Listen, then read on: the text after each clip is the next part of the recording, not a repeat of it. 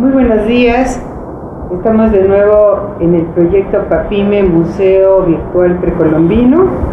Damos la bienvenida a la Facultad de Arquitectura de la UNAM, al doctor Danilo Cayén Álvarez, quien viene de la Universidad de San Carlos en Guatemala y quien ha hecho una investigación muy interesante sobre los sitios del Petén guatemalteco. Bienvenido, doctor, a México. Yo he preparado algunas preguntas acerca de su investigación, entonces vamos a comenzar. La primera es, ¿qué le hizo pensar en la hermenéutica como metodología y qué aporta este enfoque al estudio de las culturas antiguas? Bien, doctora, gracias por la invitación y por permitirme compartir este espacio y este tiempo con ustedes. Cuando se habla de conservación y restauración de sitios monumentales, producto del desarrollo de sociedades antiguas, se tiene la idea de que pues, estos edificios están derruidos, están en ruinas y hay que recuperarlos. Pero conservación significa conservar, no necesariamente restaurar. Cuando se hace el trabajo de restauración muchas veces se va en contra de algunos principios de conservación y en lugar de preservar, pues deterioramos el propio edificio. Entonces la hermenéutica ofrece una posibilidad en el sentido de que da espacio para las interpretaciones y en algunos casos tal vez como un problema podría ser el de una libre interpretación, pero también hay metodologías que pueden ayudar a escoger dentro de todas las interpretaciones algunas que sean más plausibles o más acordes a una verdad de lo que pudo haber sido una civilización antigua. El asunto está en que los edificios los debemos conservar, los edificios los debemos preservar para nuestras generaciones futuras y por supuesto la hermenéutica nos ayudará a entender nuestra posición actual con respecto a esos espacios, con respecto a esas civilizaciones y seguramente lograremos así tener nuestra propia opinión y dejar para futuras posibilidades, incluso intervenir el edificio si es necesario. Muy bien, yo le agradecería que abundara un poquito qué cosas hermenéuticas están hablando.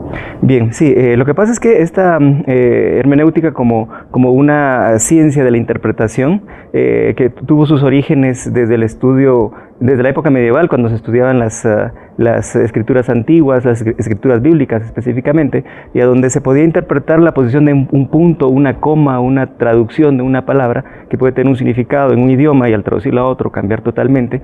Entonces eso permitió en algún momento entender esa necesidad de organizar la forma de interpretar, ¿verdad? Esa organización puede querer decir tener en cuenta los puntos de vista personales y los intereses de por qué se hace la interpretación. Porque en los intereses, sobre todo cuando hay intereses políticos o cuando hay intereses económicos, fácilmente se puede distorsionar, ¿verdad? Manipulando la interpretación. Qué bueno que hace esa acotación, porque a veces se piensa que la hermenéutica es algo caprichoso y absolutamente anárquico o libre, y no es así. Tiene una coherencia interna, como usted nos acaba de decir. Y para seguir en esta entrevista, quiero preguntarle cómo integró a su investigación los resultados obtenidos en las exploraciones arqueológicas del Petén. Bien, cabalmente fueron las exploraciones arqueológicas del Petén las que me hicieron pensar a mí en esta posibilidad, porque el trabajo de la exploración es hecho casi 100% por arqueólogos, y los arqueólogos tienen intereses específicos muy concretos, y para poder encontrar, para poder llegar a alcanzar ellos sus objetivos, hacen intervenciones drásticas en los edificios. Por poner un ejemplo, ellos tienen mucha información de las piezas cerámicas, y esas piezas cerámicas, por la forma como los mayas prehispánicos entendían su manera de construir y de pensar, hacían muchas ofrendas a las construcciones, y esas ofrendas eran muchas veces en piezas cerámicas, ¿verdad? Entonces esas piezas cerámicas tienen en sí información muy importante para los arqueólogos que pueden ayudar a fechar las diferentes etapas constructivas del edificio. Entonces ellos, con ese interés de encontrar las piezas cerámicas, buscan hasta en la profundidad más honda del edificio y la encuentran y salen muy contentos con la pieza y dicen: esto nos indica que esta pieza es una pieza del preclásico medio. Entonces ellos obtienen valiosa información. Incluso pueden saber a través de esa pieza las redes de intercambio comercial, las técnicas productivas, las técnicas de ejecución de esa pieza, la iconografía también da mucha información, las deidades, a qué cultura pertenecen. O sea, realmente la pieza es valiosa por esa información. El problema está que estos arqueólogos, para llegar a esa pieza no profundo, excavaron la totalidad del edificio. ¿Y qué diferencia vería usted entre el enfoque arqueológico y el arquitectónico, urbanístico? propiamente? Somos arquitectos y nos entendemos entre nosotros. Pertenecemos al mismo gremio. Tanto nosotros como los constructores de las catedrales góticas o los constructores de las pirámides egipcias, o sea, todos hemos sido arquitectos y manejamos esas condicionantes de uso del espacio. Ellos podrían ser nuestros maestros, nos vamos a aprender mucho de ellos, pero estamos hablando de un gremio muy reconocido. Los arqueólogos, Vamos a abrirnos, ¿verdad? por supuesto, pero el punto está en relación con los arqueólogos, porque los arqueólogos no son constructores.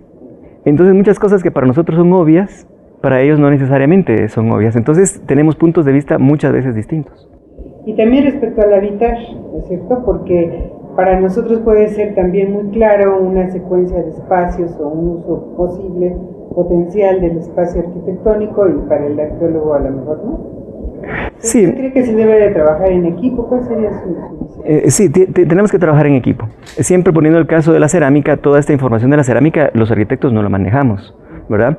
Sabemos, por ejemplo, que para diseñar un restaurante necesitamos las dimensiones de las piezas hasta el plato, el tenedor, cada una de las piezas, porque eso indica la medida de la gaveta donde se guarda, el mueble de la cocina, el número de mesas que se van a atender. Esas cosas las entendemos perfectamente, pero no entendemos la información que estas piezas individuales pueden contener, ¿verdad? Las manejamos desde otro punto de vista, y los arqueólogos sí tienen mucho de esta información, y no solo los arqueólogos, antropólogos, sociólogos, epigrafistas, etnólogos, trabajamos mucho también con biólogos, ¿verdad? Por el contexto natural en el que nos movemos. Sí, cada vez la multidisciplina se impone, ¿verdad? En todos los campos. Le pregunto, ¿cuáles serían las bases y los criterios para una correcta reconstrucción de los sitios mayas? Usted que tiene experiencia en este campo, ¿qué nos puede decir? Sí, gracias. Lo de correcto es relativo, ¿verdad? Porque muchas veces nos sentimos limitados por los medios o las capacidades que tenemos para manejar los medios. Cada vez hay más programas computarizados, cada vez hay más apego a una realidad virtual, ¿verdad? Pero el manejarla también implica tener un conocimiento específico. En muchos casos, cuando trabajamos reconstrucciones virtuales con estudiantes, ponemos ciertas limitaciones o ciertos márgenes. Por ejemplo, trabajar con líneas rectas, ángulos reconocidos, aristas definidas, vértices, cosas que los edificios no necesariamente los tienen. Por ejemplo, los edificios preclásicos mayas, ahí no existe la línea recta, no existe una relación de huella contra huella como nosotros la entendemos, sino que todo es como modelado, como un pastel, como una decoración, ¿verdad? Y eso, los programas son más complejos para utilizarse. Entonces no somos tan correctos, ¿verdad? Nos permitimos ciertas cosas porque además no tenemos la información completa. Claro, siempre hay la adaptación a los nuevos medios, ¿no?, que se usan, pero por lo que usted dijo, sería más útil también el punto de vista de un artista plástico, ¿también serviría? Sí, de hecho trabajamos en el equipo con artistas plásticos, personas que tienen gran capacidad de dibujo, y de dibujo a mano, y mucho del dibujo a mano lo usamos también para la modelación virtual. Eso es muy importante también para el aspecto docente, ya luego platicaremos. Siguiendo con el tema, le preguntaría, ¿qué función tiene una reconstrucción virtual? Tiene muchas funciones. La parte didáctica para nosotros en la docencia, obviamente en un salón de clase con las luces apagadas, podemos tener una experiencia, una vivencia muy similar a lo que sería un espacio en la realidad. Sin embargo, nada sustituye vivir el espacio real, ¿verdad? Entonces, esta posibilidad de uso en docencia es extraordinaria, y además la posibilidad de compartir información con otros profesionales. Hacemos modelos en taller o en laboratorio y los podemos enviar por correo, por internet a otra persona que puede estar en otra parte del mundo, y ella agrega a ese modelo la parte que le corresponde. Entonces, esas ventajas no las hemos tenido nunca en la investigación. Y hay que aprovecharlas, pues ese es el sentido de este proyecto del Museo Virtual Precolombino, que podamos tener cada vez acceso a mayores capas de población y el estímulo a los estudiantes y a los especialistas, y esta comunicación entre pares que resulta tan importante hoy en día. como complemento, ¿para qué sirven los recorridos virtuales? ¿Cómo es que se complementa el recorrido virtual y la reconstrucción virtual? Si son diferentes campos o se complementa. ¿Cómo? No, son complementos. Yo creo que es una gran ventaja, la propia ventaja del siglo XXI. Los arquitectos del medioevo o del Renacimiento trabajaron siempre en 2 dimensiones cuando hacían planos, o eventualmente 3 dimensiones al hacer maquetas, y hemos trabajado nosotros en nuestra formación como arquitectos en 3 dimensiones, pero la cuarta dimensión, el tiempo, nos permite involucrarnos, tener el movimiento del edificio. Esa dinámica también tiene información importante. Los efectos de perspectiva, no la perspectiva calculada de Alberti, sino que la perspectiva que nosotros en el momento estamos modificando para poder planificar ingresos, egresos, vistas espectaculares, paisajes. Eso lo podemos hacer con los recorridos virtuales. Sí, bueno, es pues a lo mejor impropio que lo diga, pero yo en mi investigación eso lo llamo perspectiva vivencial, ¿no? O espacio vivencial, porque sí, no se trata de una perspectiva teórica, sino de la vivencia del habitante, ¿verdad? O del que está implícito en la arquitectura, inmerso en la arquitectura. Después, ¿cuál es la función de estas nuevas aproximaciones en la preservación del patrimonio? Esto a mí me parece muy importante, porque usted ya dijo que la restauración o reconstrucción arqueológica pues muchas veces hace irreversible la intervención. Entonces, bueno, ya no quiero contestarlo, yo contesto. Sí, gracias. Lo que sucede es eso, que muchas veces la intervención física del edificio, sobre todo si se utilizan técnicas que no necesariamente ya están probadas, se corren muchos riesgos, y el riesgo principal es el de perder lo que queremos preservar. Entonces sí necesitamos tener este tipo de acercamientos en una realidad virtual a lo que podría ser un edificio quizá intervenido después, pero evaluar esas posibilidades de intervención previamente. En la medida que podamos definir todos los aspectos antes de tocar el edificio, mejor. Es como un proyecto, se puede decir. Es un proyecto y que nos sirve para diagnosticar y poder saber qué es lo que podemos hacer o lo que no podemos hacer. Y además compartirlo con otros profesionales, sí, y tomar en cuenta los puntos de vista de ellos sin tocar el edificio. Sí, eso me recuerda que también a veces los proyectos que no se construyeron forman parte de la historia del edificio, ¿no? Así es parte de la teoría también de la arquitectura. Exacto. Entonces ahí tenemos una fuente alterna muy importante. ¿Y en qué se basa y qué le aporta la aplicación de tropos literarios, pasando al otro tema, ¿verdad? A su investigación del Petén guatemalteco, porque dentro de esta visión multidisciplinaria usted tomó el paralelo con algunos tropos lingüísticos. Díganos cómo es que se desarrolla esta visión. Eso es lo que parece extraño en la propuesta, ¿verdad? Porque en el ambiente técnico o en el ambiente laboral de la conservación y la restauración, estamos acostumbrados al debate en función de las estructuras, en función de la resistencia de los materiales, en función de la durabilidad de alguna intervención, y son aspectos puramente técnicos manejados así. En ningún momento entra a formar parte de la discusión ni la literatura ni la lingüística. Entonces allí estos elementos que yo propongo tienen que ver con poder analizar a esta arquitectura como lo que es un texto que nos dice algo. Y si vamos a analizar un texto que nos dice algo, tenemos que tener herramientas para poder entender qué es lo que nos dice. Y es allí donde la lingüística nos aporta, ¿verdad? Sí, y además recordemos que la lingüística es la primera disciplina que se sistematiza estructuralmente, ¿verdad? Entonces, bueno, con todas las salvedades y las especificidades, pues yo pienso que es interesante plantear nuevas líneas de investigación, siempre y cuando pues tengan unas bases teóricas que se fundamentan, ¿verdad? Como sería en su caso. Pónganos algún ejemplo de lo que hizo, eso de la escalera de la Victoria, que es tan interesante. Bien, esto de la escalera de la Victoria es una investigación que se viene desarrollando desde hace varias décadas, y hay allí un aporte de una arqueóloga que hizo un trabajo fascinante, porque por su manera de describir y de contar el resultado de sus investigaciones, pues nos apasionó a muchos, despertó pasiones, ¿verdad? Linda Schilly. Y Linda Schilly hace un estudio de las relaciones políticas en el contexto de Naranjo en el Petén, y se da cuenta a través de muchos vestigios que aparecen en diferentes lados que puede haber una razón de que esos vestigios estén esparcidos en diferentes en lugares distintos. Además se encuentra información que tiene que ver con las dinastías de los gobernantes, con los intereses políticos, con las relaciones culturales entre grupos mayas o grupos teotihuacanos y demás. Y entonces establece una teoría bien interesante, y es con respecto a esta escalera de la Victoria. Ella utiliza información arqueológica para determinar que la escalera fue escrita peldaño por peldaño, huella contra huella, como una narrativa, como un texto, y ese es un texto escrito, ¿verdad? Contando una historia de dominación. Fue escrita por los habitantes de Naranjo, a donde decían: nosotros los señores de Naranjo somos ahora vasallos del señor de otro sitio, ¿verdad? Ahora Él es nuestro Señor, Él es nuestro Dios, Dios es nuestro gobernante. Entonces es un texto de sumisión. Pero después, un poco más adelante, cuando estos locales de Naranjo recuperan su honor perdido, tratan de salir de esa dominación y destruyen la escalera.